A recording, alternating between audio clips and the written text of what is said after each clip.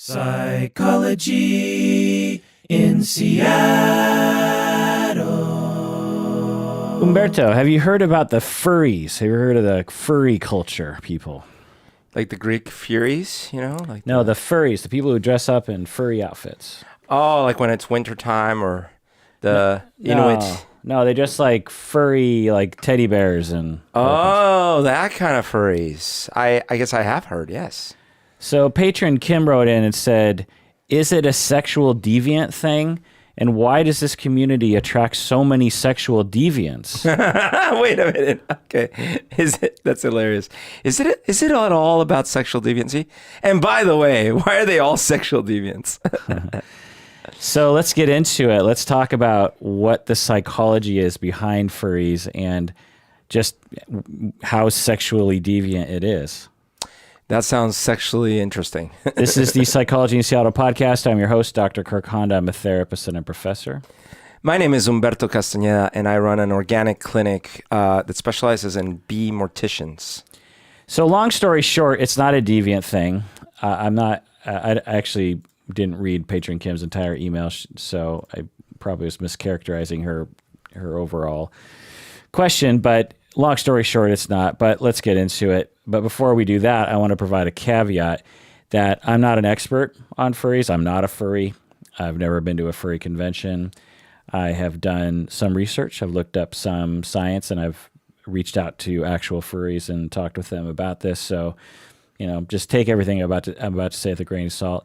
I'm obviously not going to know all the lingo and all the different nuances, right? But I feel confident I can speak with some authority.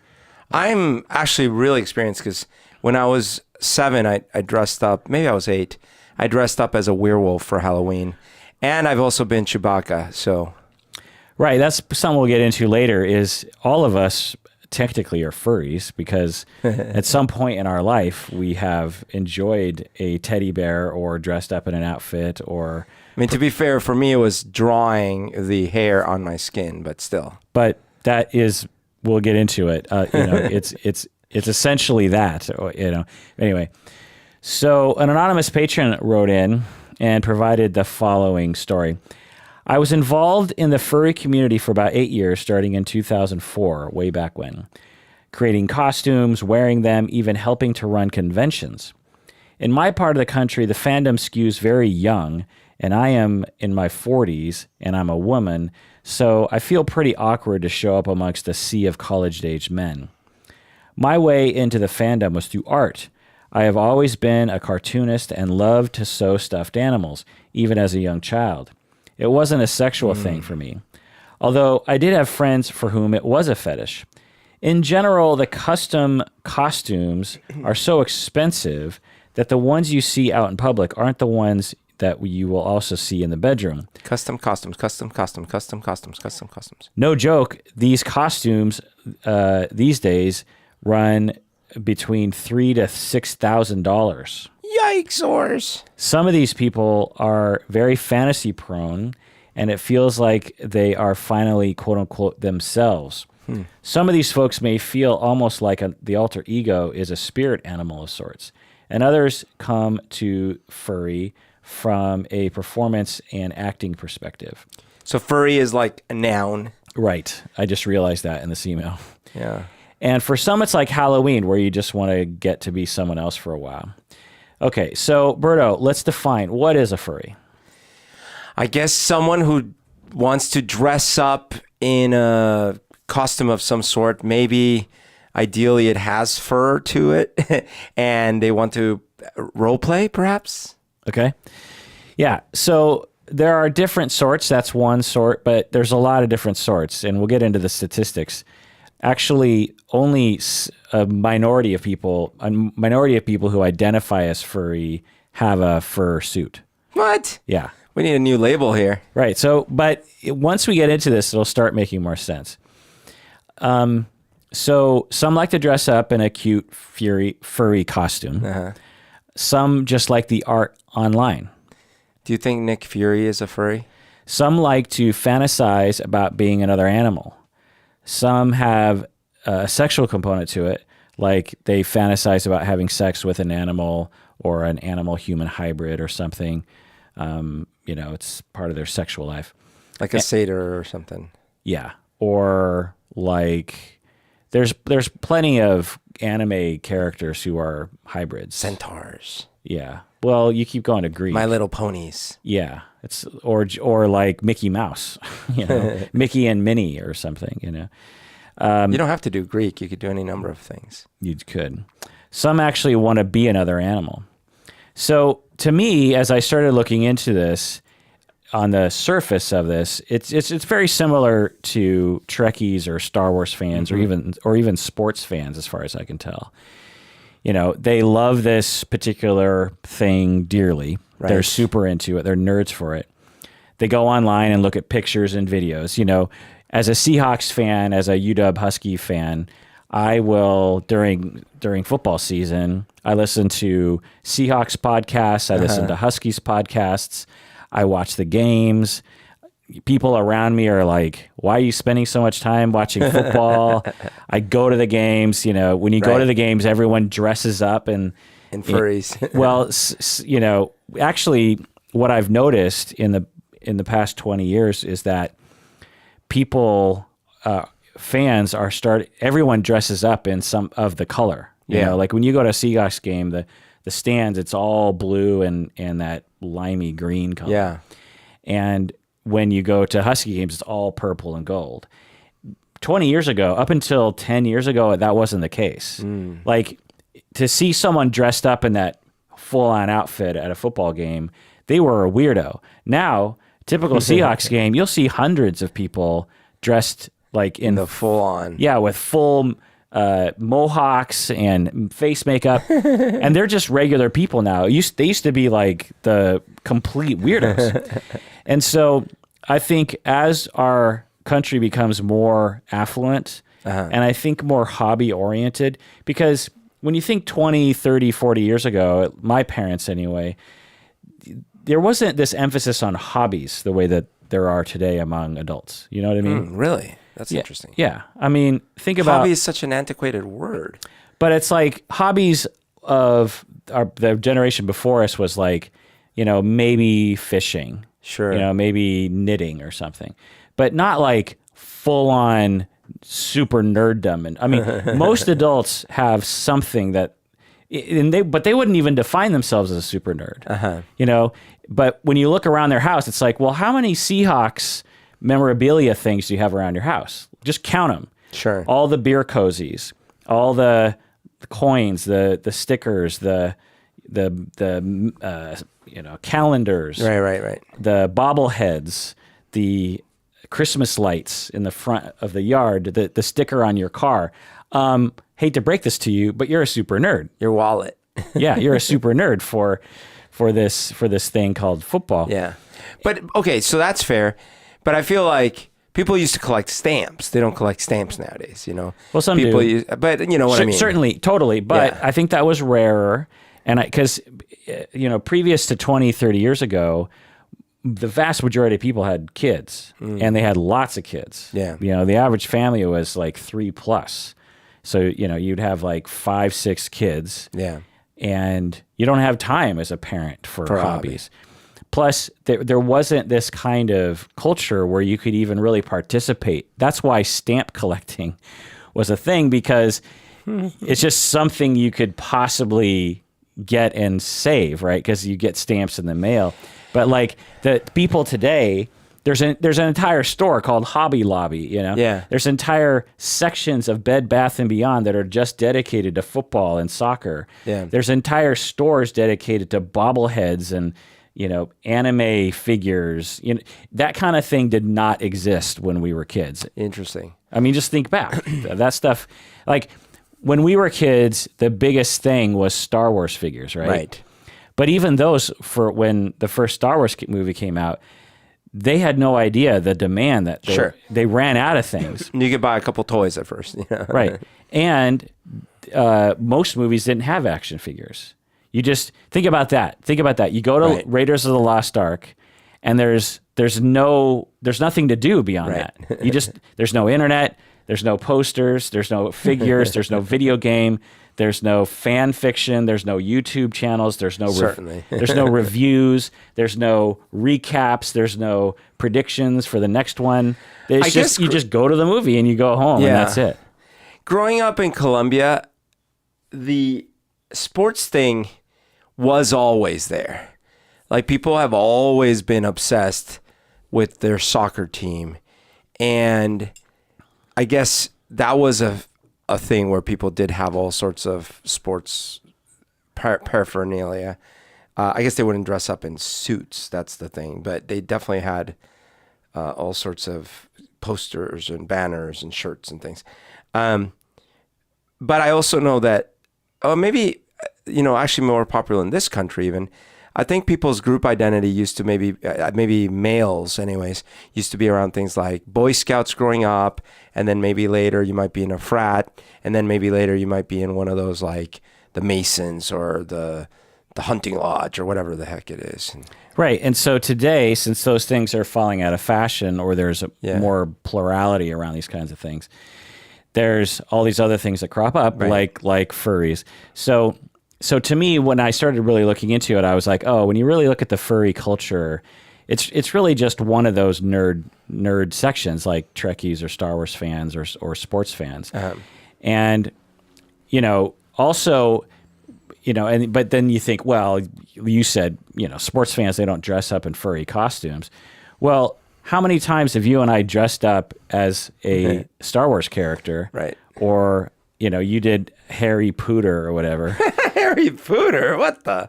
That was when you're Poe Dameron and Harry Potter and Chewbacca all at the same time. Wasn't it Harry Pobacca or Poe? I can't remember. So I've dressed up as Luke as a kid. I've dressed up as Han as an adult. I have gone as Sam from Sunrise Kingdom. I've dressed up as Wesley from The Princess Bride, and I've even gone as Captain Kirk to Halloween. And I did not take these things lightly. It was a big deal, I had the gun, and it felt fun to play Captain Kirk for a night. So that's in a nutshell. So some people like to dress in furry costumes, some don't.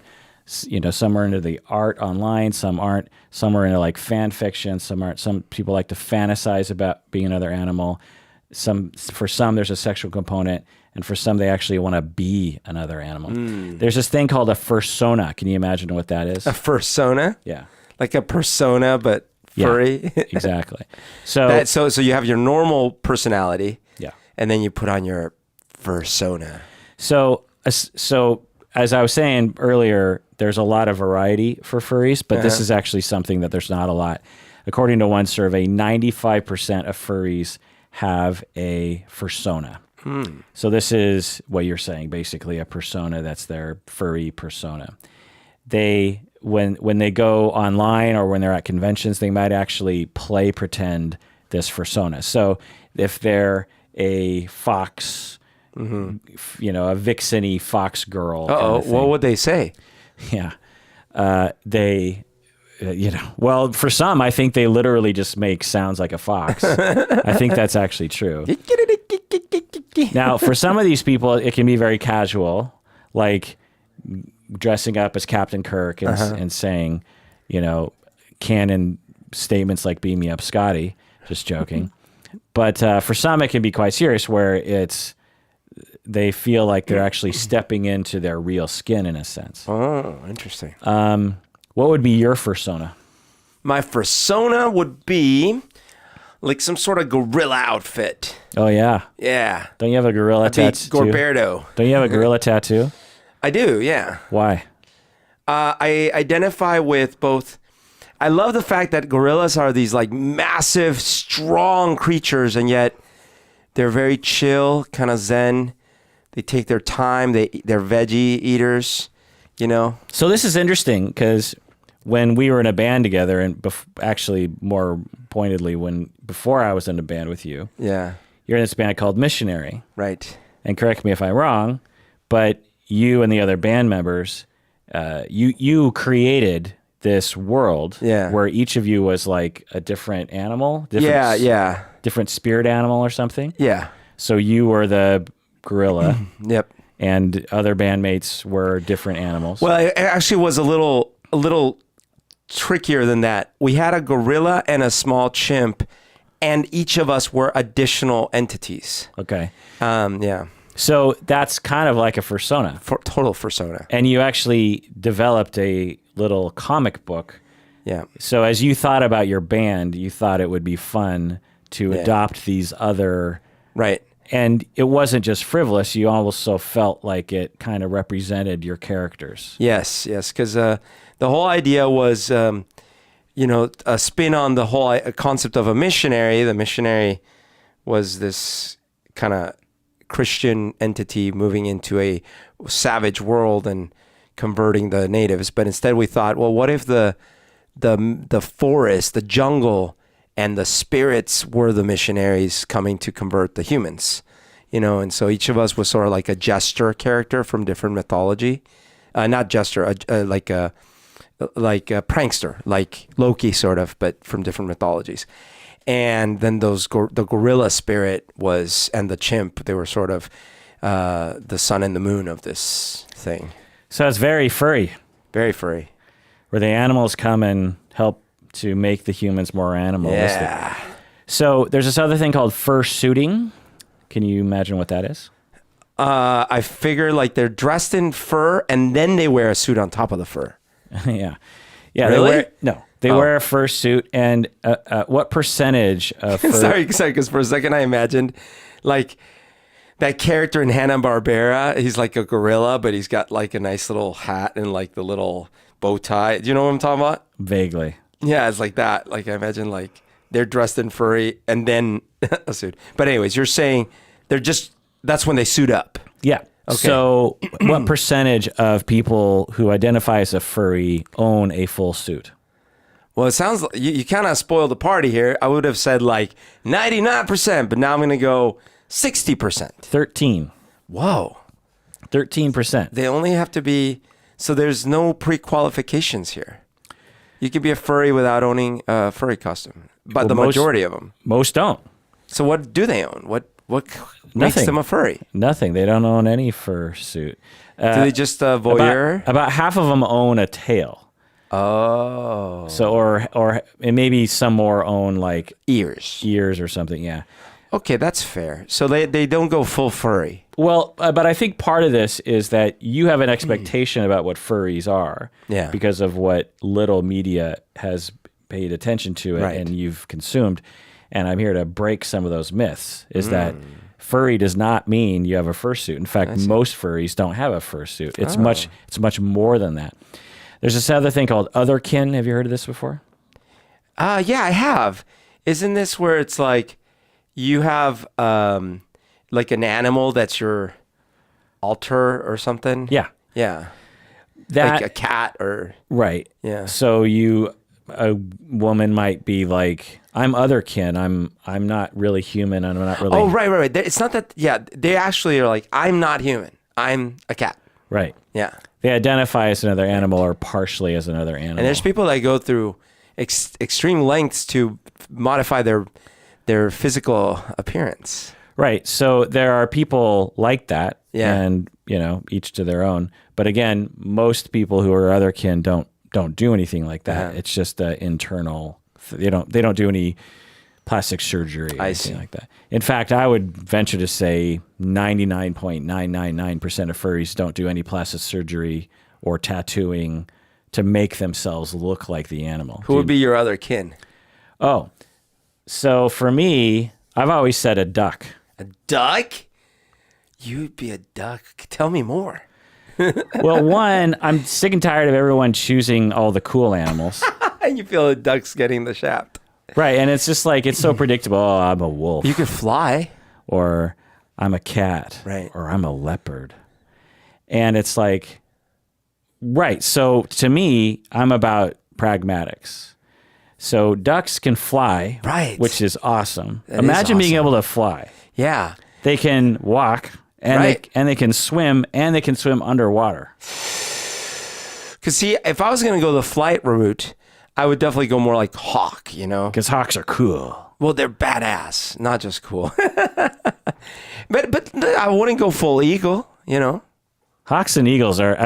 Some hawks are more badass than any eagle. That's why I'm giving up the square on the board that I don't really care about because I want the hawk square. In fact, could be all wrong, but you know that sound that you associate with an eagle, that's actually from my memory not an eagle, it's actually a hawk. Really? Yeah.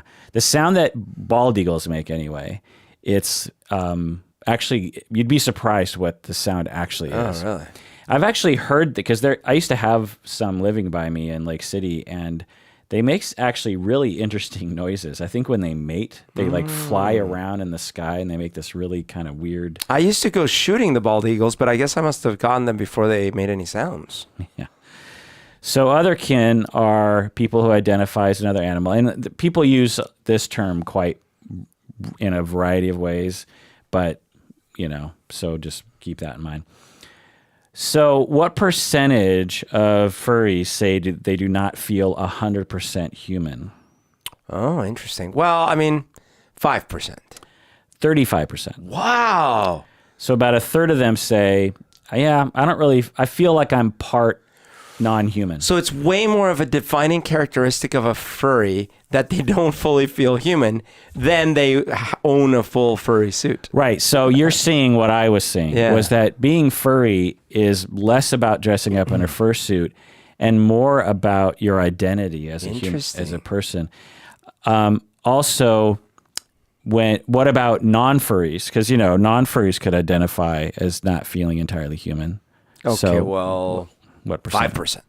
Yeah, close, about 7%. That's surprisingly high. So, how do you define non-furries, so just, non-furries. Yeah. 7% of them say they do not feel entirely human. Okay. So there's a lot of people, 7% of people. Right. United States, what is that? Like 7 times 35? It's like potatoes. 220, what is that? 220,000? Are we up to Or 350 million? Wait, no. 222 million-ish people? Yeah. Are we up to 350 million? Yeah, I think so. Wow. Yeah. So it'd be 35 for 10 and roughly. So yeah, about 22 million Americans do not identify as, so there's way more non-furries who would identify as otherkin if they were given, the definition. That's insane. Than there are furries. So you could see how the thing like the furry thing could be attractive because it's like there's so many people who think of themselves as being part wolf or part eagle or part duck or part cockroach or whatever they do. Huh. So now some of these people consider it to be just a spiritual thing. They're just like, in my soul, I am connected to leopards. But other people not. It's more like a physical thing, more like I feel like I am more like blank, right? Yeah. And what percentage of them actually think they are physically different, like they were born part whatever animal? Okay, well then 10%. Good, 10%. Wow. And what percent wish that they were not human of furries? That they were not human? Yeah. At all? Yeah. Oh, jeepers, creepers. 7%. 45. Wait a minute. So there is a segment of them that feel that they are fully human, but they wish they were not. Right. Wow. Yeah. A significant chunk. I'd love to talk to one of those people and just ask them, like, so what animal do you wish you were? Like, and do you do you if realize that once, if you snap your fingers, would you, given the intelligence level of that animal, the fact that you won't remember that you wanted to not be human or who you are or what this is all even about. Or maybe the way they interpreted that question was they would retain their personality. Oh, that's okay. I guess. Anyway, what percentage say they would be 0% human if they could? Well, that's basically the same question. That's about 39%. Yeah. What about non-furries? What percentage said they would be 0% human if they could? Jesus. Okay. Well, 5%. 10%. No. So a lot of people, well, so why is this distressing to you? Because I think this is part of where the stigma comes from. There's something distressing to non-furries to hear about these kinds of. I guess I always get distressed about lack of logic. And so this sounds completely like doo-doo-doo. I wish I was completely not human. And it's different than, because I don't want to make fun of like, I'm depressed, I don't want to exist. Like, okay, that is not a funny thing. To me, it's funny when you're like, I am this creature, but I wish I was a completely different creature. And maybe there's nothing funny, but to me, it sounds funny. Right. So there's something odd about it that really gets people going. Yeah. And your reaction was like, oh my God, 10% of people. But it's like, who gives a fuck? It's just in their heads. Sure. Like what is it? What's it to you? There are people who walk around in some very weird outfits that we would never wear. And I just say, God bless them. They're dressed up in how they want to dress. Well, I guess what it's to me is that it's a very big misunderstanding about the nature of their existence to even be able to answer that question and say, yeah, and as I'm entitled to talk and converse with you and give opinions, wish I was something that has none of the above. It's just interesting. It's like, well, one could say that this is similar to trans people, right? But the difference with trans people is that they are not giving up their humanity at all. But they're giving up their quote unquote gender, their born gender. Yeah, I know, but it's they're not going to not remember that. They're not going to not like, have even the ability to appreciate what they've done. Yeah. Yeah. But I'm just saying that your argument against them is, to paraphrase, is it's impossible and they don't really know what they want. Well, I guess I should clarify. It's not even an argument against them. I just find it universally ironic because the only creatures that can even be asked the questions are the only creatures that are advanced enough to have that capability. And so it's interesting to me that you would want to swap for anything else. And some in my community, I'm guessing, agree with you in that some are proposing that a diagnosis in the DSM be researched called species identity disorder, which is akin to gender identity disorder. Well, and I definitely want to caution that, like, there's a big difference between, hey, man, I just have this crazy, wacky thought every now and then, but it doesn't affect my life. Right. As opposed to like, yeah, I stopped going to work. I've stopped eating. I'm eating grass, even though I can't digest cellulose, because I want to become a pig, or something, like, it's like, okay, now we should have a conversation. So I want to add to that one. So if I had a client come to me and say something along those lines, one of the things I'd start assessing for was psychosis. Mm-hmm. To believe that you actually are a pig. Yeah. And to be living your life by eating grass and not fully aware of the fact that, at least biologically, you're not a pig. Right. I would wonder about psychosis. Now, I would also, given the research here, is like, well, I wonder if they're just like really into this. Now, later in this episode, we'll talk about why I think people develop these kinds of proclivities. But just getting into more stats here, what percentage of furries are also bronies? Okay. I would say there's a high correlation, but it's maybe 30%. Close, 24. Okay. What percentage are anime fans? Oh, yeah, 50%. Close, 44. Okay. What percentage are white? 60%. 90%. 90%. So actually, I'm going to make a very controversial statement. What? You kind of have to be in a privileged class in a part of the world that is privileged during non-war times for this to even be a thing. Perhaps. Because you need the freedom and the free time to run out. You've run out of ideas. You're like, okay, I've done everything. I've played, I've skydived, and now I need to become a furry. What percentage Oh my God, I'm going to get a lot of hate. What percentage are male? 70. 80. Wow, that's actually even higher than I thought. What percentage are under the age of 30? Oh, Under the age of 30. 70%. Yeah, 88%. 88%. So the They're vast, all higher than I would expect. the vast majority of it seems. I mean, when you get up to numbers like 90% white, Yeah. and 80% male, and almost 90% below 30, you're looking at like you go to a furry convention, and you're just going to see a sea of 23-year-old white guys.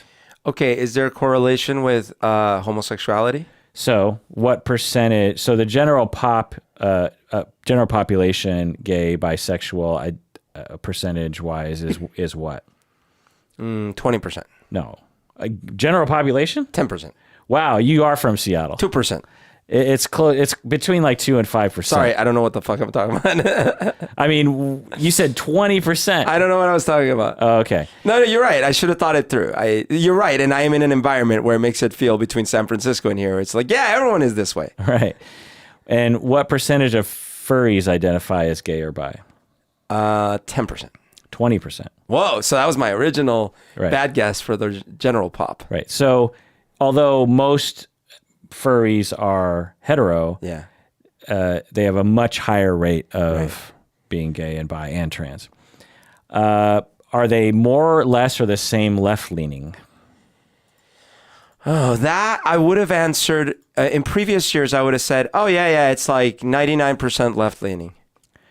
I don't know the percentage, but what are they more or less? I'd say more left-leaning. Yeah, they're more likely.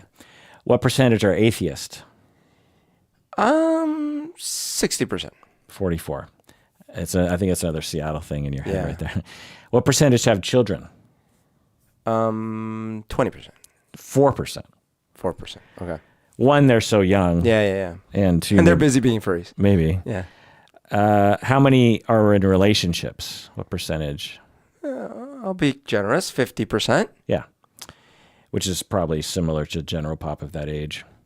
And what percentage of those people in relationships are in a relationship with another furry?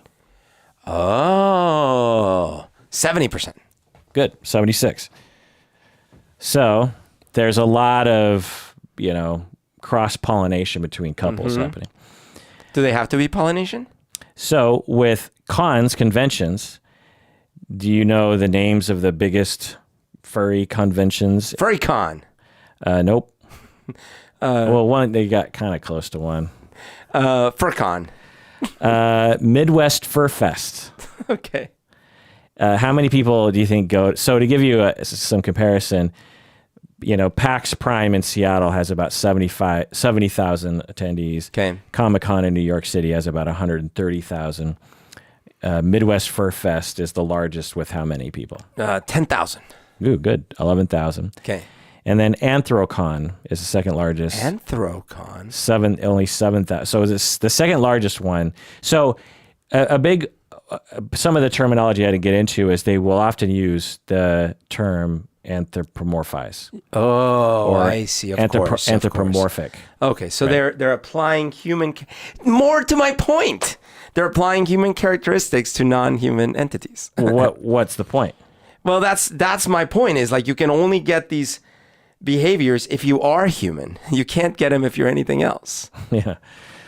All right. Well, let's take a break. When we get back, let's talk about the psychology. What do you say? Let's do it.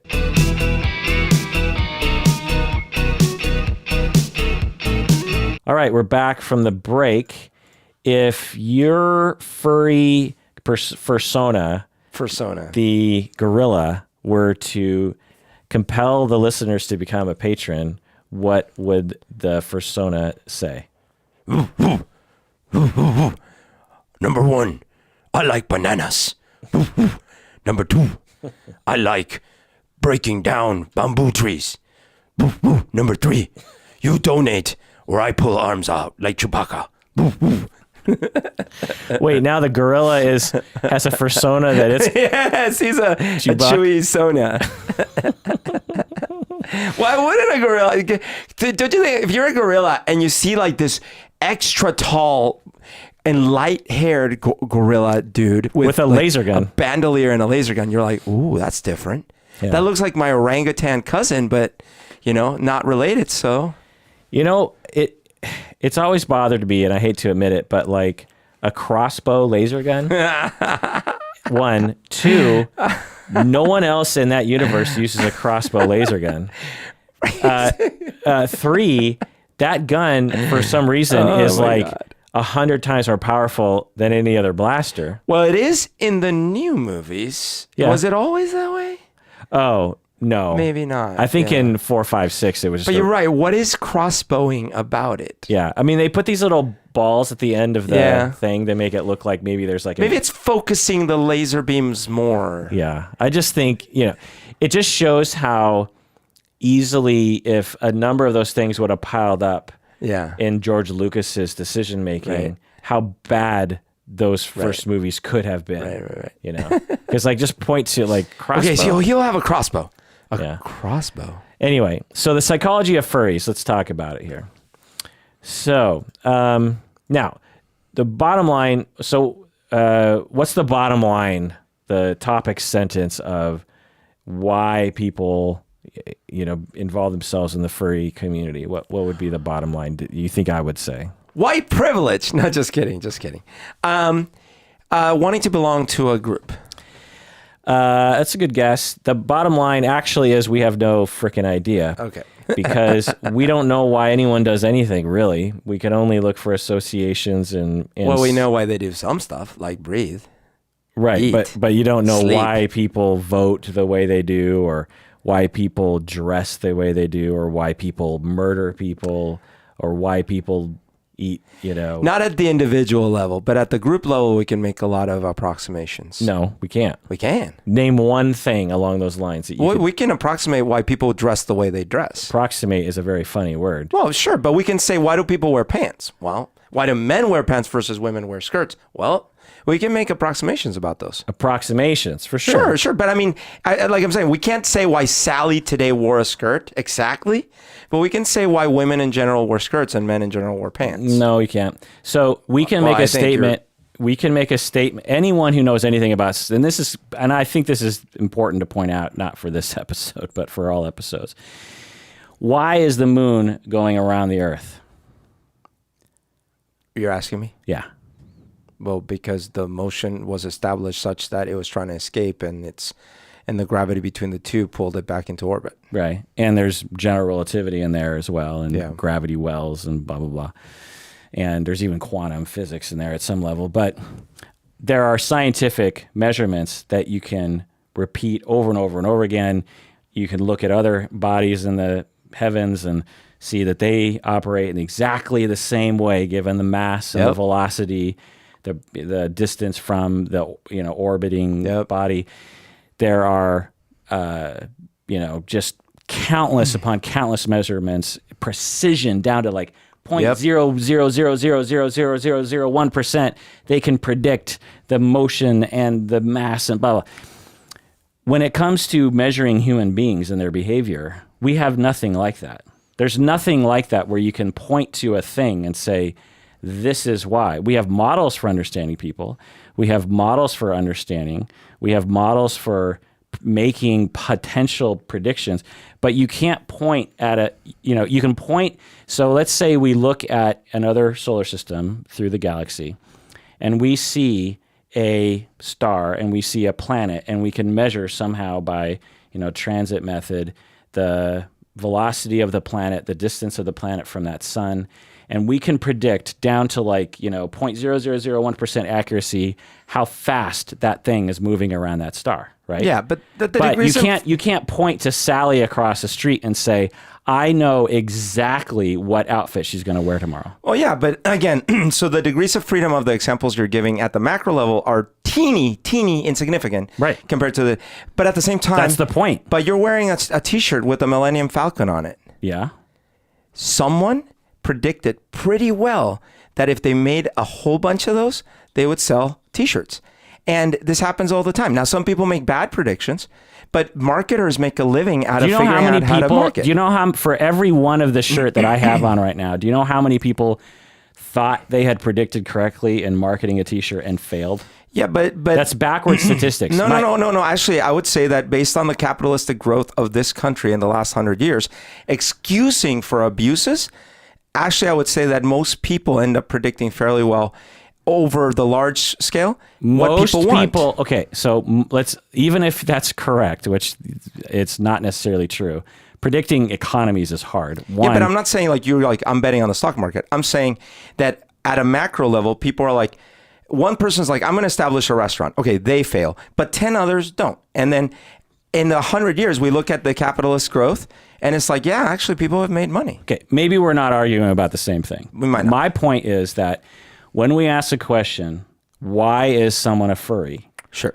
We have no scientific way of answering that question. There is no precise, anywhere near, forget like 10-digit precision. You can't give a number about it. You don't even know what you're looking at. There, Sure. You know, with gravity, at least we can point to a thing in the sky and say, that thing is rotating around this other thing. Well, but when we're pointing at a person in a furry suit, I don't even know what I'm pointing. Are we pointing at their brain? Are we pointing at a part of their brain? Yeah, but to poke a hole in this train of thinking is, if you rewind the clock, say 1,000 years, same was true for all the examples you gave. It was even worse. Yeah. It was even worse. We had it so wrong. How does that poke a hole in what I'm saying? Because someone had to start making guesses and then start trying to test things. And so we can make educated guesses and try to test them. And fail because we have no technology to test that. But we can keep trying. We can. How does that poke a hole? How does me saying we don't know the answer say that we shouldn't try? Okay, because I feel... Because you just don't like me shutting down you making a hypothesis. No. I often feel that the implication is we might as well give up. That's not the implication. But that's how I feel. Well, that's that, and because you that's, didn't predict my behavior properly. Well, and that's what I think a lot of people do in our society. They're just like, so wait, like we don't know anything. Like, well, we should just give up. I'm like, how did you get there? How did you get from 1,000 years ago when they were looking up at the skies and they're, Galileo's great-great-grandfather or something is talking to his friend and they're like, well, I don't know. It's like, did God put it there? Or maybe there's another explanation. Well, we don't know. Well, we should just give up. Like, that's not what I'm saying. What I'm saying is like, we should know where we're at. That Galileo's great-great-grandfather should know that they don't have the telescope to look. They don't know. They don't have the answers. Maybe one day we will, and we should strive. We should try to figure out how to answer questions. So again, and this is probably a projection or a projected projection, in fact. I sometimes feel that this leads us down a path of like, it's because it's so mystical, that humans are so mystical that we can't even begin to crack the problem. But we have this problem with ants, right? Like we don't really have a science of ants. Just because we don't understand, and exactly, Galileo's great-great-grandfather looks up at the sky and says, I can't explain why those things are doing what they're doing. Right. Now, one could make the mystical argument, say, well, it's God or magic. Or you can just say, we just don't have the technology to answer that scientifically yet. And that's where we're at when it comes to psychology and human behavior. We're just not at the point where we can answer those questions yet. We can make some macro level, tentative, suggestive, predictions. And we can make, pretty good, like I'm going to get into it. I'm going to get into various different speculation that I like. Yeah. But I just have to couch it in the fact that it's not like pointing at the moon and saying, I know why the moon's going around the earth. It's me making some guesses that come from my cultural clearing in the wilderness, that come from my own bias, that come from what fits well with me, and I have no way of measuring it. And particularly because the psychological community hasn't looked into this yet, because it's relatively new in our culture, and I'm guessing not a lot of people are super interested in researching it. So anyway. All right. So the bottom line is we don't really know, but we can make some speculations, and let's get into that. So what are some speculations, bro? Like, why are people furries? You said one, friends. Is that what you said? Yeah. I think that in the postmodern 20th century, and certainly in the 21st century, there was a sense in which it started becoming okay to question fundamental assumptions about who you are and what your place is. And therefore, it became just on a bell curve, it became possible for some percentage of people who probably would have had the same questions 2,000 years ago to be like, oh, not only do I have these weird, vague notions in my mind, but I can probably actually do something about it. Like I could actually dress up in a weird way. Yeah, it's interesting, particularly when you look at those stats about how non-furries, so many of them think of themselves as not being entirely human. Yeah. And you're like, oh, maybe this is something that is, and we need more research into this. It's limited in terms of stuff that I looked at. But maybe this is something that's universal across all cultures. Yeah, like, what if, again, I mean, actually, we don't even have to what if, right? We just have to know that in all those paintings from 400 years ago and stuff like that, people dressed up in all sorts of weird things that we think are weird today. Wigs, etc. Right? Well, and also there are certain analogies, and I don't know if this has anything to do with it, but it sure seems similar to me, is you have Native Americans dancing around a fire with chicken outfits on or wolf outfits, or you have people in Japan in paganistic notions of these animal spirits and stuff that show up in a lot of anime and also like Miyazaki and stuff. Or you hear about people looking up into the sky and seeing like the bear, in Greek mythology about how Zeus would become a bear, and these different and werewolves and all these other kinds of, there's so many different, as I was thinking about this, I was like, wow, there are so many different cultural markers across the globe that I can point to of this transition zone between humans and animals. Right. And That's fair. Spirits being in animals and humans, like George R. R. Martin, he, one of the things that's in the books that's not in the TV shows is that all the Starks can warg. Right. And there's even speculation that even Sandor Clegane can warg into dogs. Oh, that's why he's called the Hound. Oh. I mean, not because there's just some connection there, but definitely, Rickon, Arya. So warging is a thing. They all can warg into their dogs. Yeah. And the warging into the dog is not just one directional. Like the more you warg into the direwolf, the more you're a direwolf. the more you start adopting direwolf characteristics, the more or whatever personality the direwolf had. Right. And the way George Martin writes, it's subtle, but you start to actually see that where Bran, upon waking, has as he's a kid and he's warging into his dog, he has these feelings of wanting to eat raw meat and wanting to like chase something down, even though that's not him. That's the wolf. And so anyway, there's just so many different examples of it. It makes sense at a primitive level before there, before there was any sort of understanding about, human intelligence or IQ or language development, any of that stuff. It was probably important. Well, actually, we know that it's important for an animal, not a human, just any animal. It's important for an animal to assume things about their surroundings, even if those things are not accurate. They have to assume things because otherwise they die. So, for example, if there's movement, if you're not a predator, or probably even if you are a predator, you have to assume there's probably problems. Yeah. Like you probably need to start fleeing or doing something. Even though it's like maybe 99,000 times out of 100,000, there's not. But okay, so that's a thing. So then all of a sudden you have these creatures that have the ability to start introspecting and being like, oh, I'm like this creature and stuff.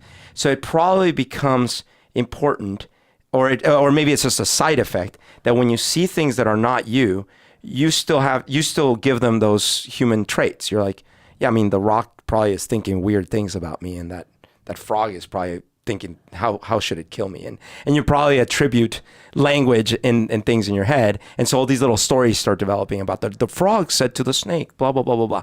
And then you develop kind of this kinship with the world and the animals, because as far as you know, they're thinking thoughts too, not just like you are, just in a different language.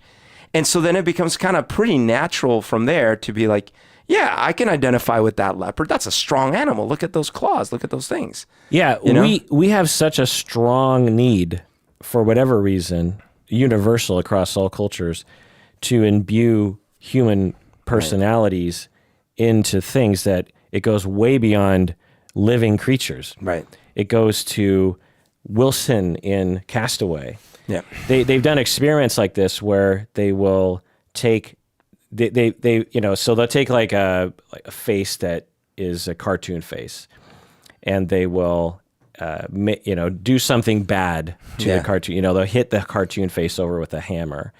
Yeah. And the participants, the subjects in the research, they'll feel bad about it. They'll say things like, "Don't do that." Well, they'll even do one where they'll say, "Okay, here's a hammer, and I want you to hit that nut, that acorn." And so they hit the acorn. Yeah. And they're like, "And here is a inanimate stuffed teddy bear. I want you to hit the teddy bear over the head with the hammer." Right. And the participants, adults and kids alike, will just be like, no. Yeah. So there's certain people that they'll be like, I need you to hit.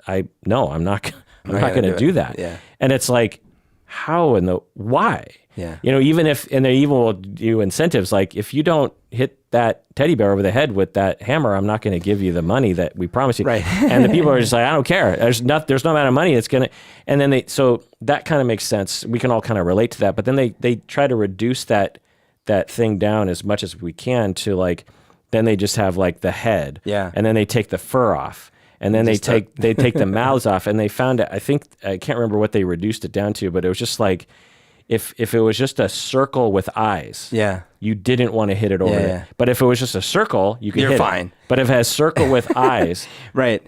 And I mean, so you could imagine how the functional development was simply that out of trial and error, beings that tended to not just fully murder each other all the time survived more often. Right. And so then slowly but surely you're like, okay, if that thing sort of resembles me in whatever minimal way, I'm not even going to bother, or I'm not even going to risk hurting it. Which illuminates the fact that our morality isn't a cognitive thing entirely. Right. It's something that's deeply ingrained in us.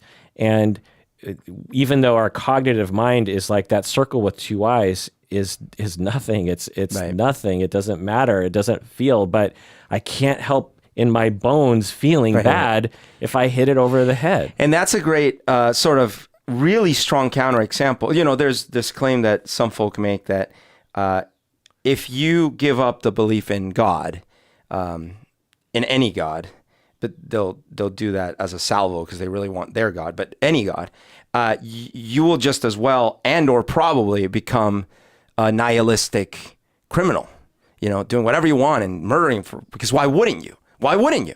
That's kind of the claim.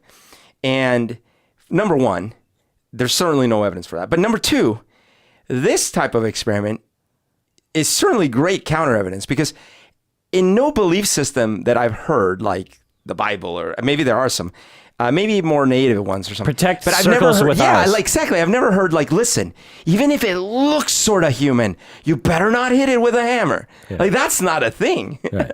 Right. It's something deeply ingrained in us, and we see it across many other animal species.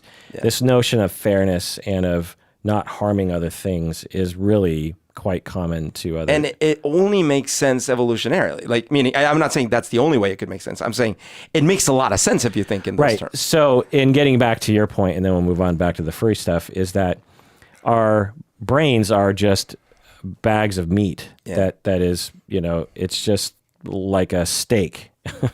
Or it's a well-cooked steak. It's like slightly congealed pudding, and it doesn't have circuitry the way a computer does. It can't be like if then. It has to have these pretty broad systems that don't have a lot of precision. And one of them, like you said, is like those who evolved to see faces with eyes as good things that they don't want to hurt. Generally survived. Those that were really like this, is that a real face? Probably had at least just a second less of empathy response. That meant they didn't survive. And plus, like, what does it hurt to have you? Right. That's the other thing is evolution is lazy, right? It's lazy not even by design, just out of the mathematical probabilities, right? So therefore, it's not going to over-engineer the thing. Right. 200,000 years ago, there wasn't something walking around that was a circle with eyes that you needed to not have empathy for. Hence why the color distinguishing problems we have, hence why the perception problems, all those things didn't need to be designed, didn't need to evolve. Yeah. Hence the fact we die soon after we can't reproduce. Exactly. So, other speculation that I thought of, number one, is I think most people probably feel different from the mainstream in general for one reason or another. You're 16 years old and you're looking at the world and you're just like, I don't feel like I'm mainstream. Like, I don't fit. I don't fit into like the jock or the cheerleader. There's something different about me. And I think that there are a number of different avenues for people. I mean, I don't know about you, but I felt that way when I was young. I felt that way when I was like really young. And I think it probably had to do with me being like one of the only non-white kids in my entire, town. But it could have been something else. I don't know. So I absolutely felt that my entire life. But one interesting little twist with it is that, or maybe a side effect, is I hated scenes and group identity. So like, I didn't want to be a grunge kid or a straight edge kid. I didn't even really want to be certainly not a goth, but not even a new wave kid, even though that was kind of my favorite kind of music, I just wanted to like those things and have my friends. But I definitely felt like, so it's kind of a push-pull. I was like, I don't feel I belong in that group. I don't feel I belong in that group. That's interesting because I think maybe because you're 4 years younger than me, and maybe it was a little different. Probably not. For me, when I grew up, there was basically only 3 groups. You had the regular people, which you might consider like jocks, but we didn't. Our jocks / cheerleaders, like the girls who were popular were also jocks. A lot of them were soccer players, and so there was just a lot of real casual sport dress, like your Letterman's jacket, and that kind of stuff. And so that was pretty mainstream. And I could definitely fit into that as being that I was a jock in a lot of ways. And then you had like the metal guys who... Oh, metal. I forgot that scene. Right. Who wore like Iron Maiden stuff. Yeah. And I definitely wasn't in that crowd because I didn't like metal and still don't really. I mean, there's certain metal that I like, but like Slipknot and stuff is like... But, and then there was this like, what we call the pajama pants guys, or because they were like preppy, I guess you would call. Okay. I don't know what you call, but therefore that at night they would probably wear pajama pants. No, they would go to the mall and buy these expensive pants that look like pajamas to us. What? But they weren't really pajamas. They were just like fancy slacks. Oh, okay. Fancy like noisy 80s slacks. Oh, okay. And so. And then there wasn't really goth yet. There were very few people who were into kind of that gothy thing, but they weren't really. You know what I mean? So anyway, people associate 80s with goth, but like actually, like the most goth person I had seen in the movies in the 80s was the girl in Breakfast Club, the weird girl.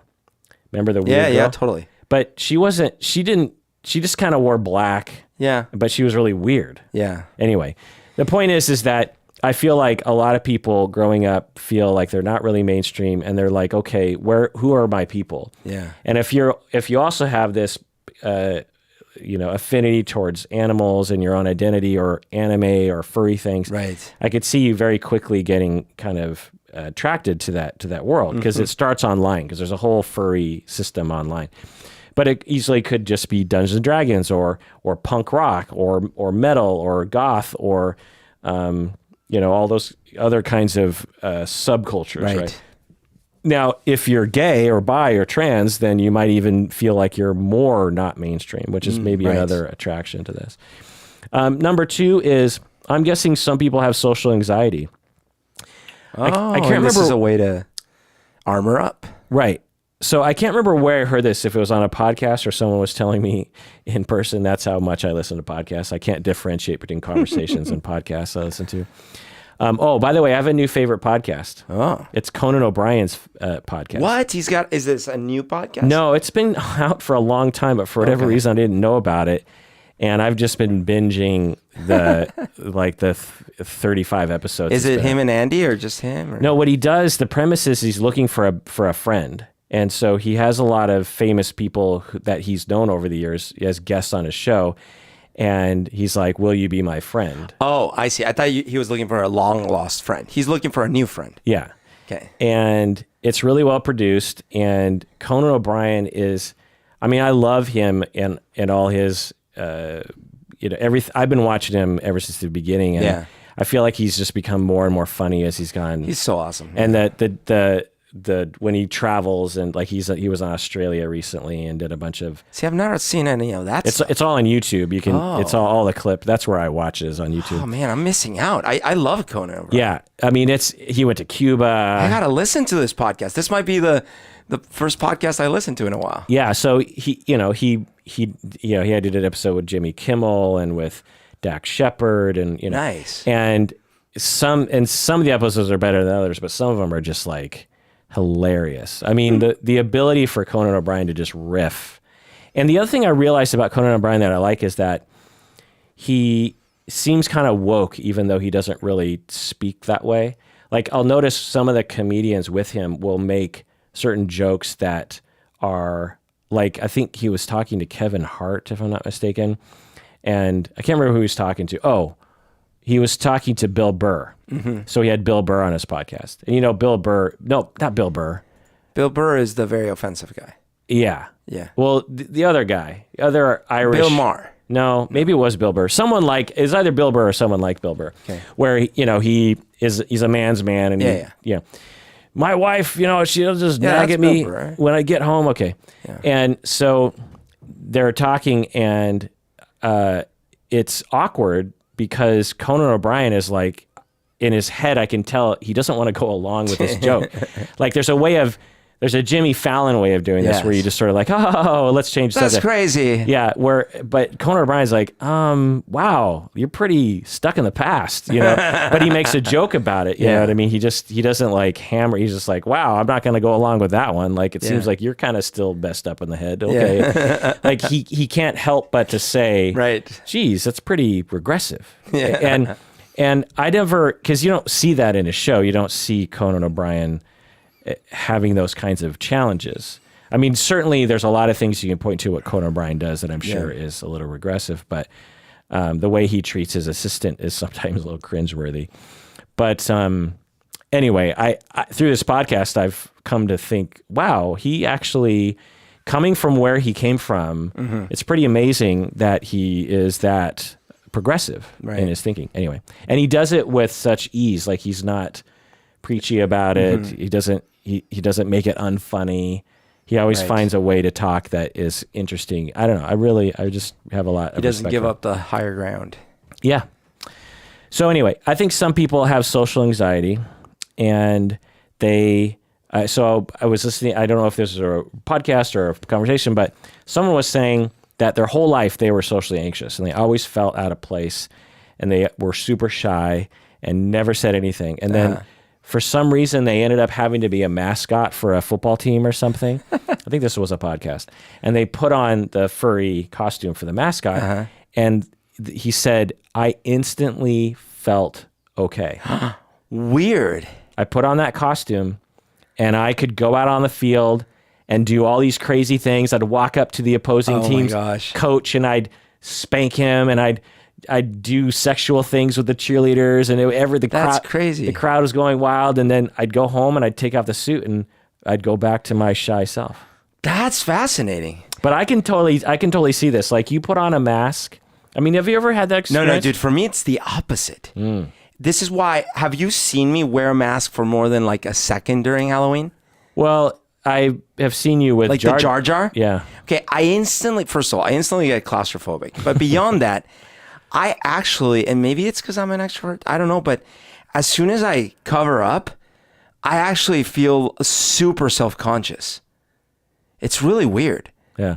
Like I'm like, I can't be myself. No one can see me. This is bizarre. Yeah, I mean, because I'm guessing people can't see your face, and therefore you don't know if you're communicating effectively. Yeah, probably. And also, you don't know what your face is conveying because your face has like this permanent emotional expression. Right.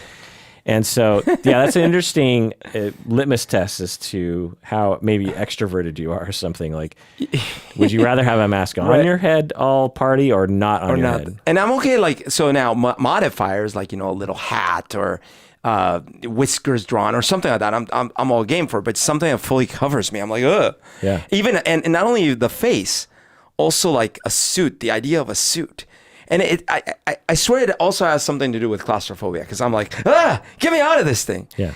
I was at an auction last weekend where I was helping people as they were coming in to register. And it's really interesting. You can really tell right away who is sort of easy to improv with or easy to just kind of strike up a conversation and who is very guarded. Because as they come in, I would inevitably say little jokes like, ooh, it looks like your credit card's been declined, or, things like this, or, it doesn't look like we have you in the system. Yeah, and some people will just be like, really? And you're like, oh, no, I'm just joking. And they're like, oh. Right. So I got all the spectrum of reactions, right? Some people were like, ha, ha, ha, like some people were what you just said. Other people almost made no reaction, and they almost didn't want to interact at all. I was like, oh, okay. Which in some, contexts, it's like, come on, pal, just give me my goddamn registration. But you're going to an auction, which is almost always pretty gregarious. It was also themed. It was a themed auction where they had to kind of dress up and stuff. Yeah. Speak of furries. Right. Number 3 reason that I can think of is that some people have retained their magical thinking from growing up. The anonymous patron mentioned something about this, is that, she said something like, some of those, let's see what she said exactly. Some of these people are very fantasy prone, and it feels like, that they're themselves finally when they do that. And I think that, one of the things that I've noticed in people is it won't be apparent like, oh, that person's very magical thinking, but you'll see the symptoms, like believing in, I won't go down this road, but certain belief systems in our culture are much more magical. Sure. In a sense. Like, well, I will say it. So astrology, for example. Sure. Astrology. That one's real, but there are others. Yeah. Now, whether or not you believe in it, whatever, the point is that, or even just fanatic religion, Christianity, to not even fanatic, but just like certain ideals or ideas with, I'm really having a hard time. Yeah. But anyway, like the belief in like angels and demons walking around among us, there's a certain way of thinking about that for some people who retain a magical thinking paradigm, right, they are much more likely to believe in those kinds of things. Now, when you meet them, you won't go, oh, they're very magical thinking. When you meet them, they'll just have these other points of view that may or may not agree with yours.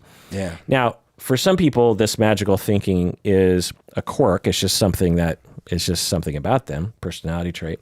But sometimes we can actually point to arrested development and trauma and having gone through mistreatment early in life, where certain processes of your early personality at the age of 3, 4, or 5 are retained. All 3, 4, 5-year-olds are magical thinkers. Right. They think they can, especially like 3-year-olds, who they literally think that the world operates in this magical way because they just don't understand. They don't understand how physics works. Yeah. To them, the fact that you can get into a car and go to work and that's magic, and you can go into a store and buy something, or that someone can buy you a dog.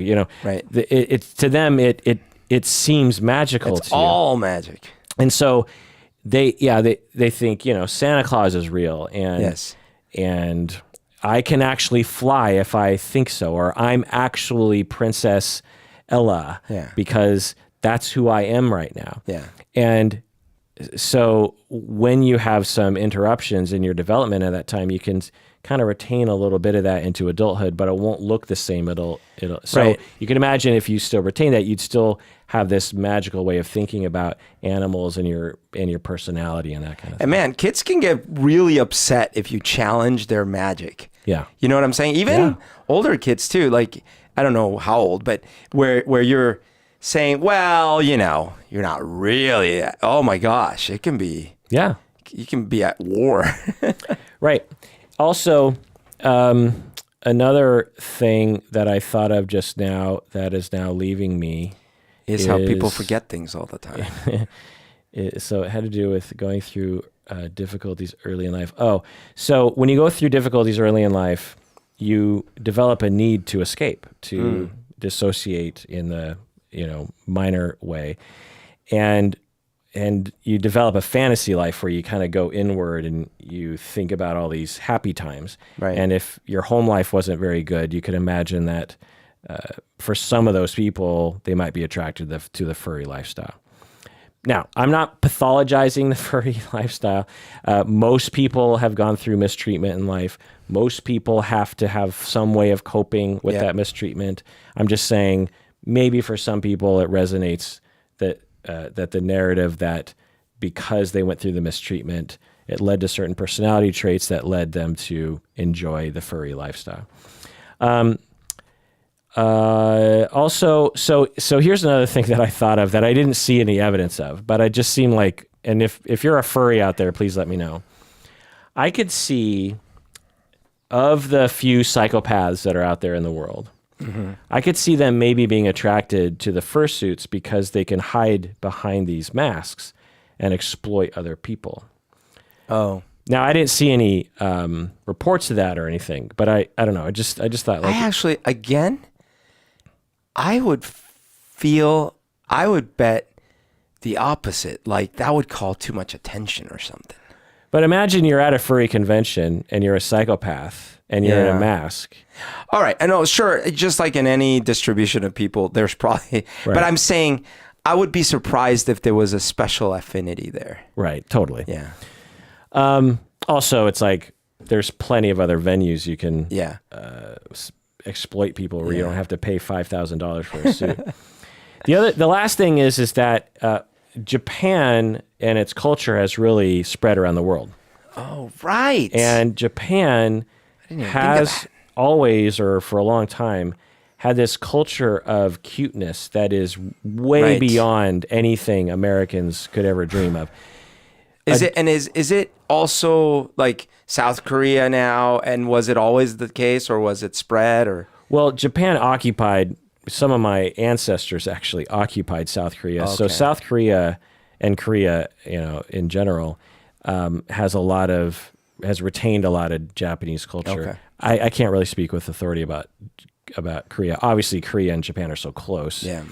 But I definitely do know that Japan, for a long time, has had this extreme saturation of cute culture that when we look at it, we're all used to in our culture with 5-year-old girls into cute things, or 13-year-old girls into cute things, like Hello Kitty is the prime example. Well, in Japan, everyone is into cute things. Yeah. Men and women, grandma, grandpa, everybody. Now, it is skewed more towards women and more towards young people. Yeah. But in the same way that a 45, among 45-year-old men, a certain percentage of them will like Hello Kitty. Well, a much larger percentage of 45-year-old men in Japan like Hello Kitty. Right. And so... and then the degree of cuteness is also way higher. Way higher. Here, you have a little smile, a little twinkle in the eye, maybe a little pink bow on the head. There it's like 50 pink bows on one side of the head, right, and 20 glitter glosses on the eye. And right. It is over the top compared to our sensibilities. And this furry culture is cute. I mean, I don't know what you have. Have you seen pictures of actual furry conventions? I don't think so. So before looking into this, when I thought of furries, I thought of like what I think were actually pranksters who, there used to be these YouTube videos where those guys would run around in those. Oh, sure. Like jackass people. Yeah. And they would tackle people. Yeah. That's what I was like, kind of gross. Yeah. These furry convention people, and they're mainly kids. They're like 22-year-old kids. They all look cute. Like that they have sort of form-fitting furry outfits with funny, they'll have like a tuxedo on and they have this funny head. And I mean, it is like legitimately, it's very non-offensive. It's very non-threatening. Okay. And so I'm not hearing anything about sex in all of this. Right. So we'll get to that next. Right. So to me, it just seems like play in the same way that people like to play fantasy football. Right. It's just something, or a board game or cards. It's also pretend time like Dungeons and Dragons. It's fun. You get friends. You get to meet people. And it's similar to a lot of other things. Okay, so let's get into the sexual thing. So what's the sexual stigma or the stereotype about furries out there? I mean, I always thought, it's true. Like the only thing I had really heard about furries for a long time was seeing in a few shows or movies where, someone shows up in a furry costume and, it's to have sex with someone else who didn't realize they were a furry or something like that. And that the whole point is that they enjoy having sex in the costumes. Right. Where did that come from, do you think? Because after looking into this, and I'll cut to the chase here, furries aren't any more sexual than anybody else. Yeah. So when, and there's no data because how would you know? But from what I can tell, it's like, there are people who do the Mile High Club, for example. Yeah. Well, when you see someone with a plane ticket, you don't go like, oh, Mile High Club. They're just like, what? They're like, I'm going on a flight. I'm just going on a flight. To have sex in the bathroom. What? I mean, some people who get on a plane have sex in the bathroom, but most don't. Most have it in the seat. The main reason for having a plane ticket is to travel. And, or another thing is like, some people have sex in the movie theater. Right. Like occasionally. And so you're like, I'm going to a movie tonight. Oh. Or like whenever you wanted to have a movie and there would be a punchline about this over-sexualized creep. Right. They would have a movie ticket in his hand. It's like, for us, because we go to movies, we'd go like, well, that's dumb because most people don't have sex. Right. Well, I think for furries, it's the same thing. It's like, you clearly don't understand the world. Like, well, it'd be like the same if you see in a TV show someone dressed up as a Trekkie, it's like, oh, sex freak. Right. Do some people role play as Spock and Kirk and have sex? Positively, yes. That's happened probably thousands of times. But when you look at a Trekkie, you don't go, oh, sexy times. It's this weird cultural. I wonder what like the ground zero was or patient zero was for that joke to be made, because it doesn't. I mean, unless there's something attractive about that joke to a fur costume. I mean, what do you think? That is really fascinating. I think it's because it's probably a couple things actually. I do remember one handful of 80s movies that had this trope. For example, do you remember Trading Places? Yeah. Right? The gorilla. Okay, so there's that. Then there was the one in the park where they gets tied to what movie is that? It's like there's it's a very famous 80s movie. Well, Men at Work. Yes. They weren't dressed up as, they just took their clothes off. Okay, fine. Sorry.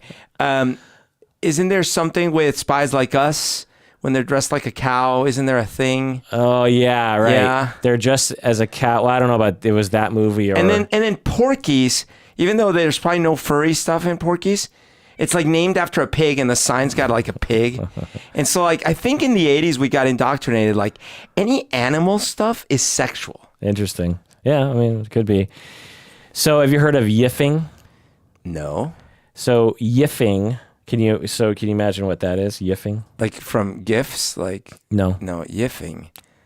No. So it's a verb to yiff. To yiff.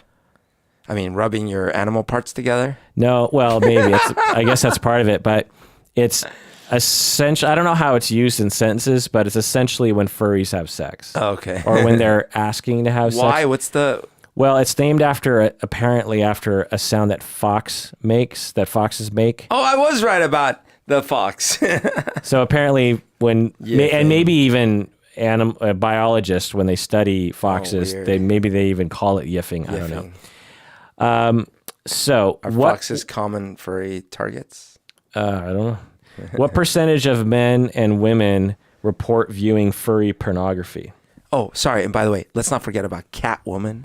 Yeah. All right. Percentage that view furry pornography? Yeah. I don't know, 5%. 96% of men Come on. and 78% of women furries. No. Of like average people? Average furries. Oh, no. Okay, sorry. Average furries that watch furry pornography. Yeah. Oh, my bad. I thought you meant like normal, like everyone. Yeah. Okay. So out of furries, most of them watch furry pornography. Yeah. Okay, well then maybe there is something to the sex thing. Right. Well, but that's just looking at porn. And what do we mean by... but looking at furry porn. Right. But the other thing I'm curious about is what is furry porn? Because not to use your earlier analogy, you and I love going on trips, but we don't watch airplane porn. We like going to the movies. We don't watch movie porn. But have you ever seen porn on an airplane? No. Have you ever seen a porn that's depicted on an airplane? Sure, but like one out of a billion. So if you were asked a question, so that's what I want to know from these surveys, because they're not very specific. Is like, if they asked you, have you seen porn? Oh, okay, sure. Oh, you like to fly in airplanes? Oh, have you ever looked at porn that's depicted on an airplane? Sure, and you're like, yeah. Okay. Sexual. Okay, but I don't know. I mean, that would be a very deceptive way to present that. But these surveys could be deceptive too. Anyway, but I think it is actually a thing. I think for many furry people, they get it. So it's the same with anime. I consider the furry thing to be very close to anime. So if you're into anime, there's a very good chance that you have at least perused, if not quote unquote used, porn that is anime oriented, either video or pictures. You know what I mean? Like a sexy anime character person, and you've whacked off to it on some level. And so to some people that might sound very strange, like you're whacking off to a cartoon, but anime culture and furry culture is for adults for the most part. And so anyway, what percentage say that sexual attraction is an important part of their furry activity? Okay, well then I'm going to go 70%. 37%. Oh, man. Okay. You got some good ones earlier. My hypotheses are being busted up. What hypothesis? I was thinking, like, if so many of them, maybe this lends some to the fact that the question wasn't well formed, because if 96% of them were like, yeah, I watch furry porn, then I would have thought that a lot of them would have been like, yeah, my sexuality is all tied up in this stuff. But like pornography, I mean, just think about people that in the sort of pornography practices that people have. Yeah. Like people will watch, there's so much pornography out there. People watch a lot of different kinds of porn. Sure. But when it comes, how many, like for the average person, if you just took all the different categories of porn they look at, how many of those people actually participate or want to participate in those activities out in their real life? I would say like 3% of the porn they look at, they actually want to enact in their real life. You know what I mean? No, I get that. That's fair. But there is this other difference, like the furry stuff, as we saw earlier in the survey, it's not just about, hey, I kind of like these cartoons, these comics, whatever, so I'm going to go to this furry comic. I mean, it is, I'm sure, for some percentage of people, but it seems like for some good percentage of them, it is an identity thing too. Right. And so if, for example, let's say you were very into the sports identity of the Seahawks, I wonder, is there a Seahawks or sports porn affinity to people that are very into sports? Probably. And I'm curious because like the cheerleaders, for example. Yeah. I wonder. I or would actually for women say, looking at the men, Yeah, it could be. I mean, how many women masturbated to Michael Jordan? Yeah, it's at least I think they published those numbers. It was It's got to be high. Or Sure. who's Beckham, whatever that guy's name was. Like, how many women masturbated to Beckham? Sure. Like, Well, and so it's like, and they were sports fans. So again, it's like, but how many of those women who masturbated to Beckham, when you ask them how important is sexuality to your soccer, they would have said, no, it's not very important. Yeah, so I've masturbated to Beckham, but I love soccer for soccer. I don't love it for sexuality.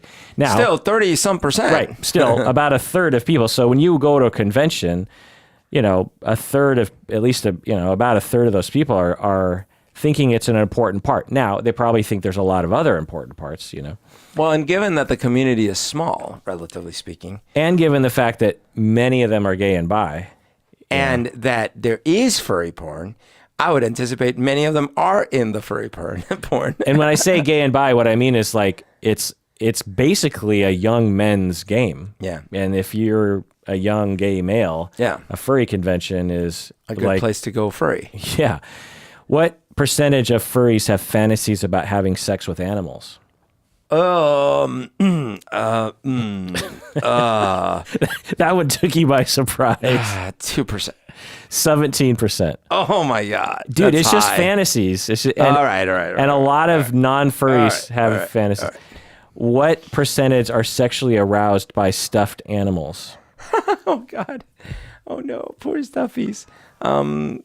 1%. Oh, good. Wait, actually, that is surprisingly low. Another revelation Yeah. into Berto's mind.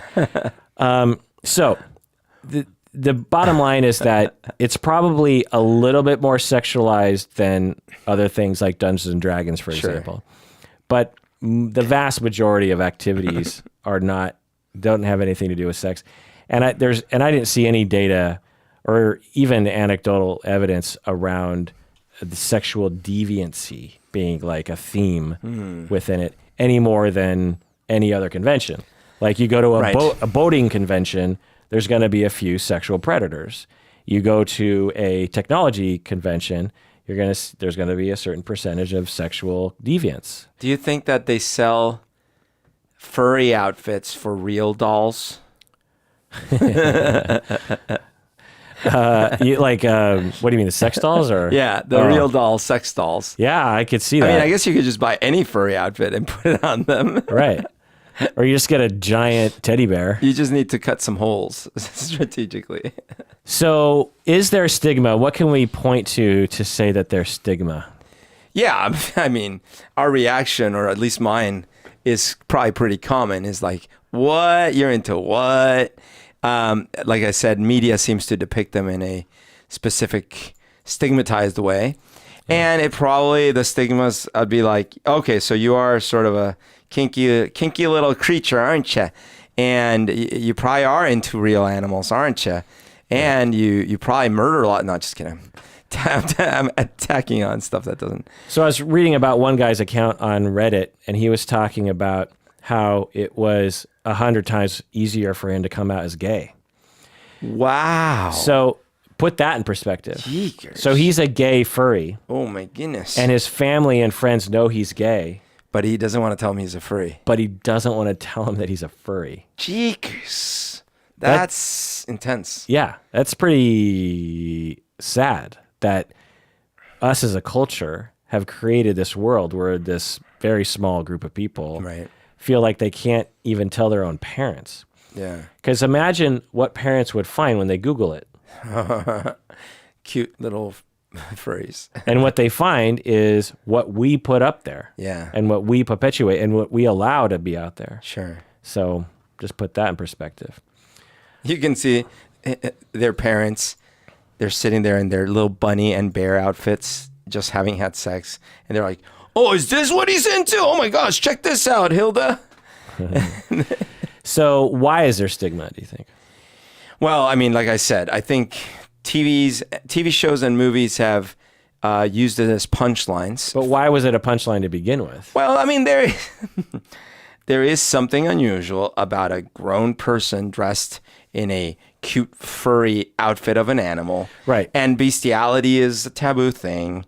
And Right. So, well, particularly the first part you said is that to Americans, it's weird for adults to dress up in these outfits. For Japanese people and other cultures, it's not, or it's much less so anyway. And so for us, we associate all those kinds of things with children. And to have adults doing it feels weird. I mean, we still have people walking around going like, I'm not going to see a Pixar movie. That's a cartoon. That's for kids. Right. And I'm just like, what the fuck is wrong with you? Pixar movies are the best adult, and they're made for kids too. Yeah. But these are the best stories that adults should be consuming that have ever been made. Right. And Miyazaki movies, it's hilariously arbitrary, especially to think that Avengers is 90% cartoon, by the way. Right. It's hilarious that it's like these photons that are hitting my eyeballs, which to most computer systems would be indistinguishable from the other photons, are completely unacceptable as entertainment. Yeah. And yet it's like the same stories.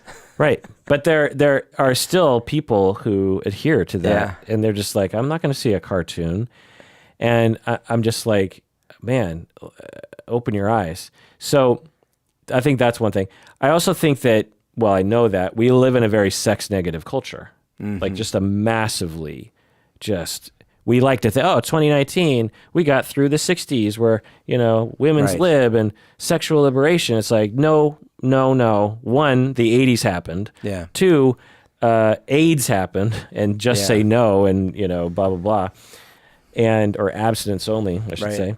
And we still live in an extremely sex negative culture. And so let's just say that Furries was 100% about disgusting sex. Right. Let's just say every furry, they pop that thing on and they just go to town. They just go to town on each other. They have sex at these conventions on the floor. Where they have to burn all the outfits at the end. There's just like fluids everywhere. Yes. And it's like, who the fuck cares? What is it to you that these consenting adults want to have sex in whatever fucking way they want to, in the same way that we look to gay and bi people and be like, why should you judge them? Right. They're just doing what they want to do with consenting people in behind closed doors. They're not bothering you. The furry people aren't bothering you with it. What is it to you? But somehow to us, it's like, well, because it seems which leads me to another reason why we have stigma is for whatever reason in our culture, we decide that certain things are okay to ridicule and certain things aren't. In the past, it was okay to ridicule gay people. Even just 10 years ago, we had kids walking around going, and even adults walking around, that's so gay. Yeah. Or, ooh, I'm a limp-wristed man. I'm gay. It was up until 10 years ago, that was just like common comedic material. We've decided, wisely that that's not okay. Right. But for whatever reason, like furries are completely up for grabs. Well, I love how hey, where are you going this weekend? Oh, dude, I'm going to go get in this little boat with one paddle on a level 5 rapids. I could die. It's going to be great. Wow, that's awesome. What about you, Bob? Oh, I'm going to go jump off of this airplane with this little piece of cloth attached to my back. Oh, man, that's amazing. And you? I'm going to a furry convention. Oh my God, you're sick in the head. Right. You're so aberrant. Yeah. That's crazy. Because one has something maybe to do with sexuality.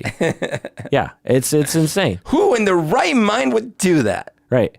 Or even better yet, I am going to ride motorcycles in the dunes, meaning by implication, you're going to like pollute and maybe destroy habitats and litter and maybe even hurt animals or yourself or something. And it's like, that's fine. That's cool. Badass. Good. Four-wheeling in the dunes. I'm going to go. I have a new AR-15. I'm going to actually use it this weekend to go hunting. I'm going to go kill. Oh, are you hungry? Are you starving? No, my fridge is full. I'm just going. Sports. Yeah. It's called a sport. But someone wants to dress up in a furry outfit and like maybe like think about sexual things. Actually, I'm literally going to dress up in a furry outfit to camouflage myself while I shoot the animals. Yeah. But you're going to a furry convention. Yeah. You're sick in the head. Yeah. We live in the dumbest culture that ever lived. I just have to say. I mean, or every culture is stupid. It just fucking aggravates me. You know, you see the Matrix and you're just like, what the fuck, Matrix? What are you doing, people? Like, think logically about this. Why are we making fun of these people? Why do we do this to ourselves? I mean, we make up the rules. It's us against us. Why do we should be pointing at politicians who don't believe or follow the recommendations of environmentalism, because that is currently, what did I tell you? Something like this. One stat is like half of the species have already been extinct in the past 50 years because of our activity.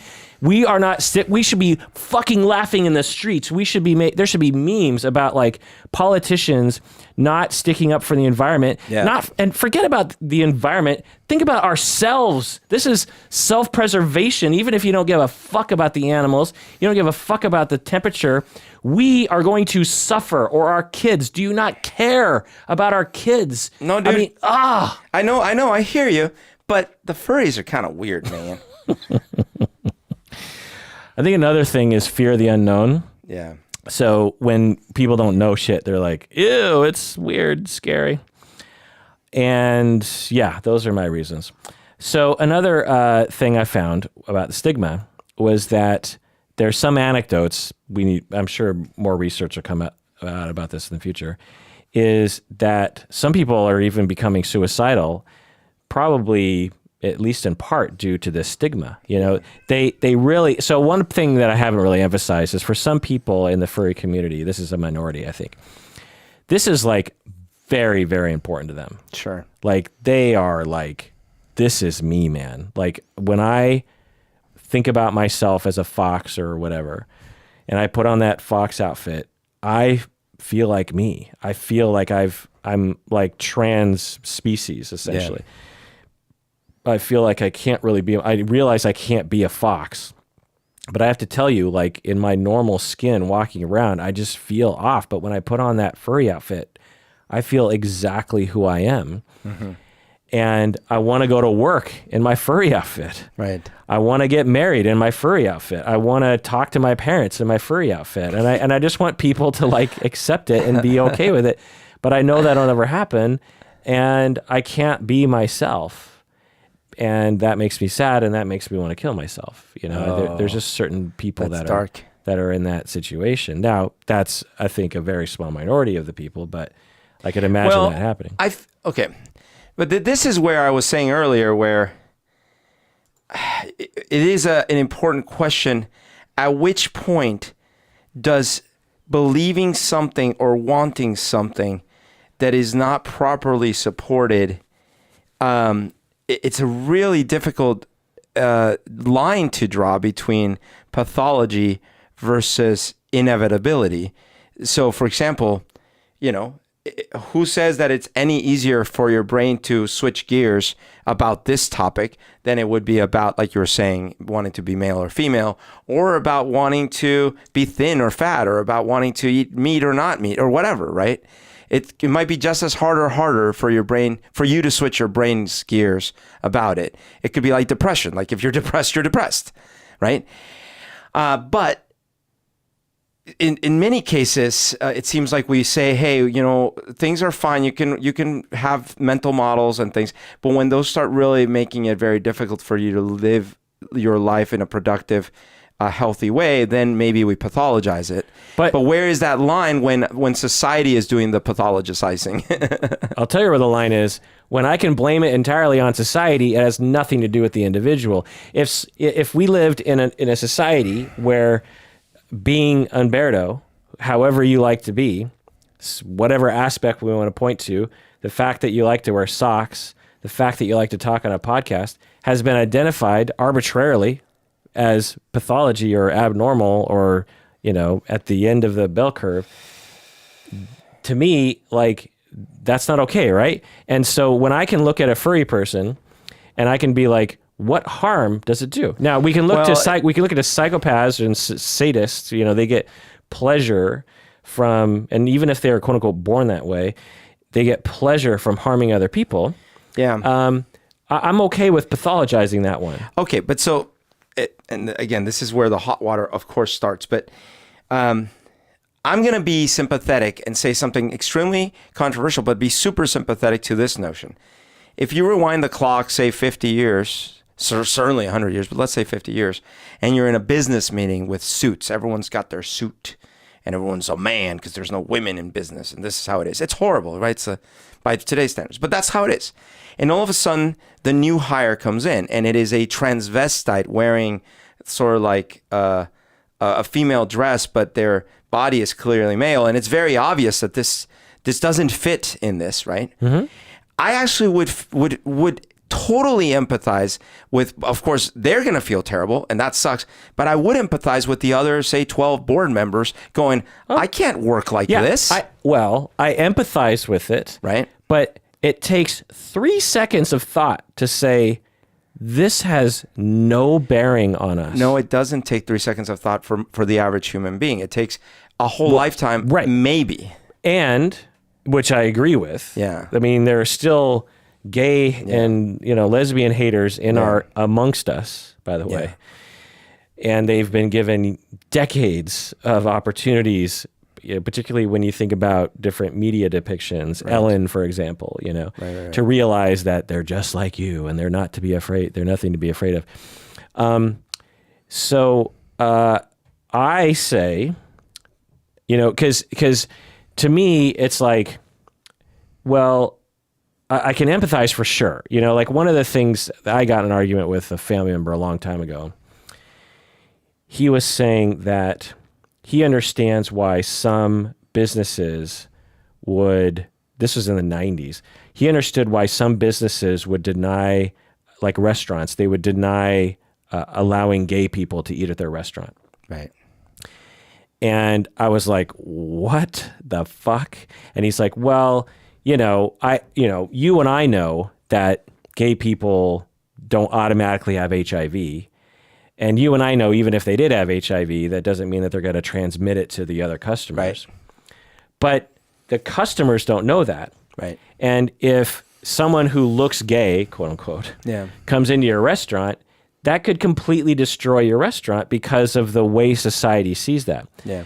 So I understand that conundrum. I mean, if I'm a business owner and I'm just like, I'm gay myself, and I'm like, look, gay guy, you can't be in here because no one's, my business is going to go underground, is going to, go underwater because of, not because of you, but because society thinks something wrong about you. So you got to go. And it takes courageous people, because you could do the same thing with black people, with Hispanics, with women, with whatever. So I have sympathy and I guess empathy for the feelings of those people, but I don't say, and therefore let's keep allowing this to happen. Right. What I say is like, I can, for now in this transition zone, I can sympathize, but at the same time, let's fucking move this thing forward, people. Right. Now, I still also claim that, I question.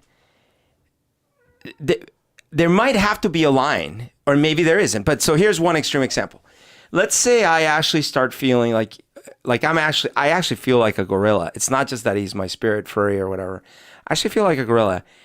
And gorillas don't wear clothes, first of all. So I'm going to start not wearing clothes. I want to go to work as a gorilla. The other thing is, man, gorillas don't use a bathroom. Like, they just go wherever. Now, I will cover it with twigs, but I'm going to, like, imagine this extreme, right? Now, it's very easy for us to go, well, you're being ridiculous. It's like, well, wait. Seriously, picture that. Seriously, picture that I identify as a gorilla, and that's what makes me happy. So and you're if talking, I can't, I'm going to commit suicide. Okay, you're talking to the wrong person, because since I was a very young person, I was like, all this shit has got to go. Like, I'm okay with everyone making their own choices. Like, I like to wear clothes, but I want equally another person to be like, I don't want to wear clothes, because there's no logical reason. Now, but again, that's not how the human brain works, because people can't. I have sympathy for people to have their cultural notions challenged, but there are places It's in the not, world. It's not even that. It's just you were not computers, like you said. I mean, I always challenge you on that, but for now, you can you're get used right. to anything. People now, most people in the United States are hetero. Most of those people who were alive in the 80s had negative views about gay people. Most of those people have been enlightened because they changed their minds, because they forced themselves or they got exposed to things or something. People could change their attitudes. Now, you're giving an extreme example, but to me, if that were the case, I would say my position would be, now I'm not dictator. I'm just one person among 350 million Americans. Yep. I'm one voter, but my vote would be on that person should be allowed to do that. Now, to take a shit in the middle of a break room, I would say, that's sanitary issue. Right. Well, I'm actually not, because I say, no, it's not a free universe, period. End of story. Yeah. There is no freedom, period, end of You story. can't harm Now, other people. But You can't humans, throw your feces at the boss's and face harm isn't when you're just- upset. Right. Harm isn't only about direct physical contact, or Although although that I'd would- argue that the molecules from the feces contacting your nose is direct physical contact. And photons are also direct physical, well, at least energetic contact. But what I will say is, dude, for example, I'm not the kind of person that could actually, easily transition to concentrating if females were walking around naked in the office. Now, I guess if that became the norm, I'd probably have to go to therapy and yoga training and meditation. And then over time, I would get over it and it'd be fine, right? Fair enough.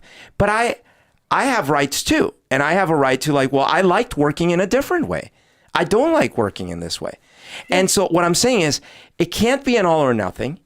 Because certainly, Right. if it wasn't all or nothing, then you'd say, well, you're right. That's why women should never have been allowed in the workplace. That's why women should never be allowed in the army, right? And that is clearly an extreme. Right. Throughout history, as you're pointing out, there have been multiple when we look back on it, we're like, Right. dudes, let it go. Yeah.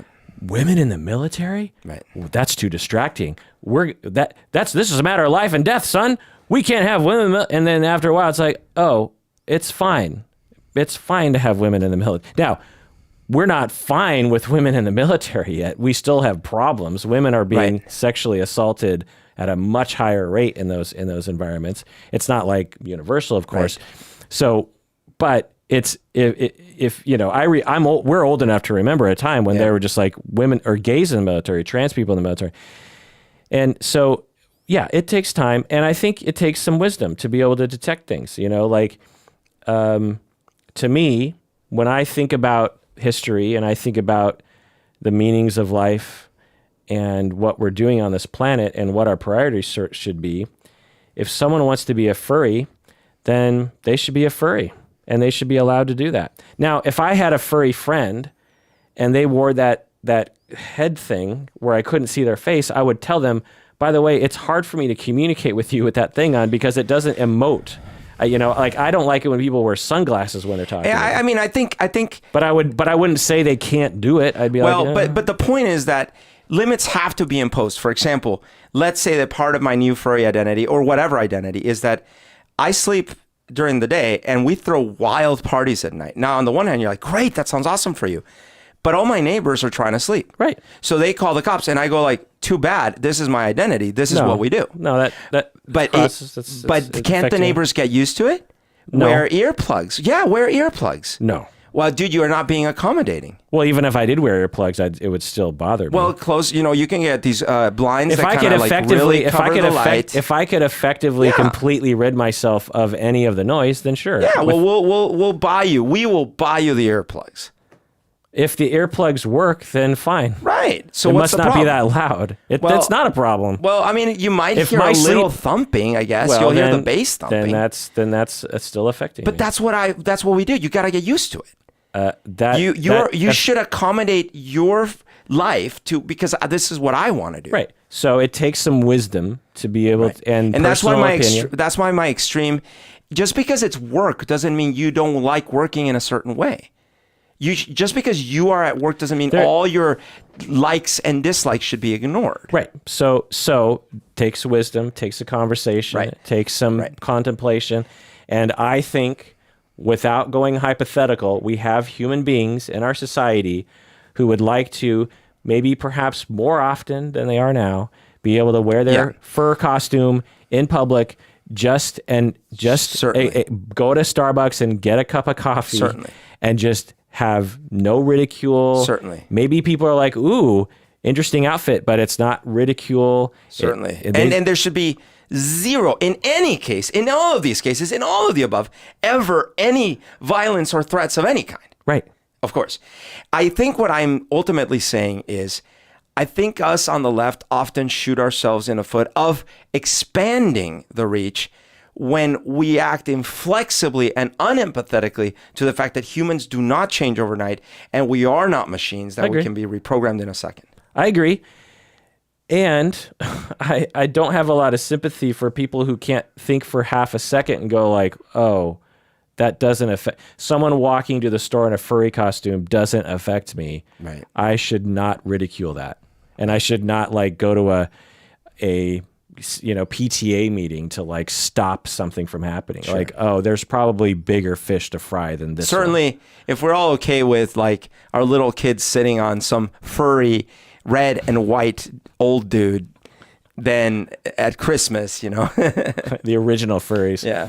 All right, well, that does it for that episode of Psychology in Seattle, in which I did not expect to argue with Humberto, but I did. Please take care of yourself, because You deserve it.